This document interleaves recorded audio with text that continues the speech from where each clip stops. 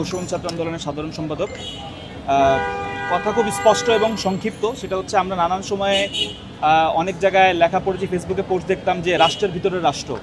এই রাষ্ট্রের ভিতরে রাষ্ট্রটা কি আসলে গতকালকে আমরা খুব স্পষ্টভাবে দেখতে পেলাম, যেখানে দেশপ্রেমিক সেনাবাহিনী যাদেরকে আমরা 5ই আগস্টে আমাদের পক্ষে পেয়েছিলাম, যাদের আসলে গতকালকের তাদের কর্তব্য ছিল হচ্ছে এই ফ্যাসিস্ট আওয়ামী লীগের দোসর জাতীয় পার্টির অফিসে আপনার হচ্ছে যাওয়া এবং জাতীয় পার্টিকে আইনের মুখোমুখি করা, সেখানে তারা উল্টো জাতীয় পার্টির অফিসে যারা আমাদের এই নুরুল হক নুরু সহ এখানে যারা গিয়েছেন তাদের উপরে হামলা করলো এবং খুবই ন্যাক্কারজনকভাবে। এবং আজকে সকালবেলা উঠে আমরা যে ভিডিও দেখলাম যেভাবে গণ অধিকার পরিষদের অফিস ভাঙচুর করা হচ্ছে, দেখলে মনে হবে যে এটা কোনো পরাজিত শক্তি বা এটা পতিত আওয়ামী লীগের অফিস ভাঙচুর করা হচ্ছে। এটা খুবই ন্যাক্কারজনক এবং নির্মম। এবং নুরুল হক নুরুর বর্তমানে যে শারীরিক অবস্থা, ডাক্তাররা বলছে সে এখন নিবিড় পর্যবেক্ষণে আছে, এটা আমরা খুবই উদ্বেগ জানাচ্ছি।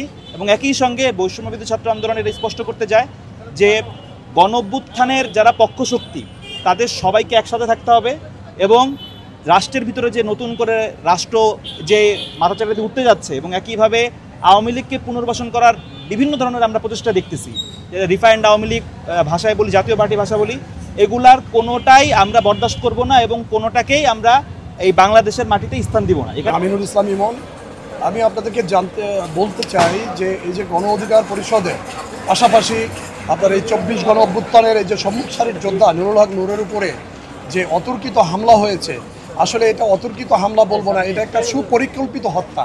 শুধু কেন বলছি এই জন্য, আপনারা দেখেন তার কেন্দ্রীয় অফিসের নিচে সে ব্রিফিংয়ের উদ্দেশ্যে সেখানে বসেছিল, সেখানে অতর্কিত যে হামলা করেছে সেই হামলাটা আসলে আমরা সুপরিকল্পিতভাবে বলবো। এবং সেখানে একটি স্পটে দেখা গিয়েছে যে তাকে লাল টি শার্ট পরিহিত যে ব্যক্তি তাকে এমনভাবে মারছেন যে মনে হচ্ছে তাকে হত্যার জন্য এসছেন তিনি। সুতরাং সেখানে কিন্তু আমরা দেখেছি সেনাবাহিনী এবং পুলিশ এখানে উপস্থিত ছিল, তাকে এখান থেকে ছেড়ে দেওয়া হয়েছে।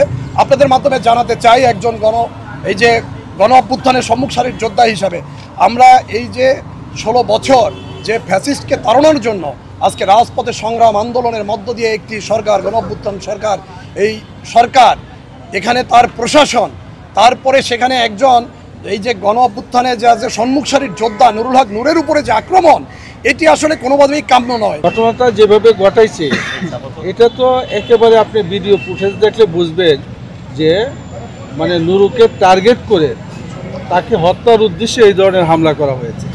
এবং এই ধরনের ছোট্ট একটা মিছিলকে দমন করার জন্য এখানে সেনাবাহিনী আসার কোনো প্রয়োজন আমরা মনে করি না, পুলিশই যথেষ্ট ছিল, তাই না?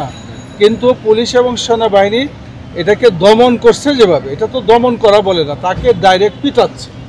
সুতরাং আমরা মনে করি যে আরেকটা জিনিস আমরা এখানে লক্ষ্য করছি যে জাতীয় পার্টির অফিস থেকে একদল লোক হেলমেট পরা তারা বের হয়েছে। এই হেলমেট বাহিনীর লোকগুলা কারা? আমরা মনে করছি যে জাতীয় পার্টি হলো আওয়ামী লীগের দূষণ, বিগত দিন আওয়ামী লীগের সকল সুবিধা তারা গ্রহণ করেছে, এখন এটার প্রতিদান দিতে চায়।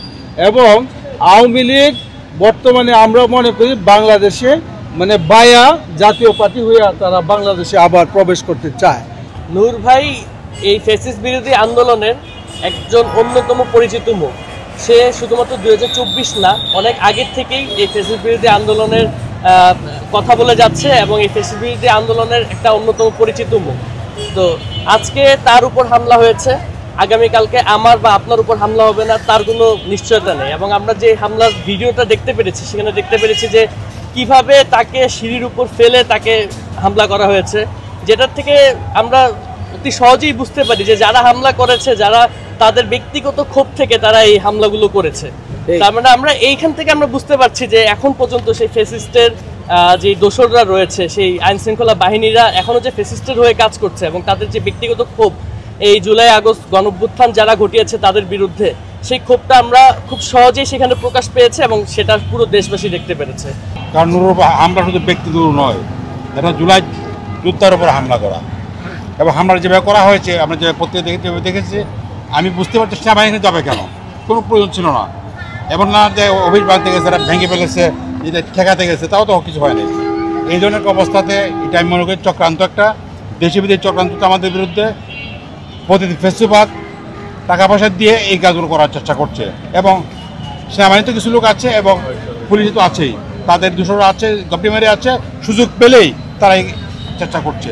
আমরা জুলাই গণঅভ্যুত্থানের আমাদের সম্মুখ সারির সহযোদ্ধা এবং নেতৃত্ব নুরুল হক নূর ভাইকে গতকালকে যে আক্রমণ করা হয়েছে আপনারা দেখেছেন, অত্যন্ত নির্মমভাবে হামলা করা হয়েছে এবং আমরা বিগত ফ্যাসিস্ট আমলে এই ধরনের এত নির্মমভাবে হামলাটা আমরা দেখি নাই এবং আমরা বিশেষভাবে লক্ষ্য করছি 5ই আগস্টের পরবর্তী সময়ে অভ্যুত্থানের নেতৃবৃন্দের উপরে একদম ধারাবাহিকভাবে হামলা চলছে।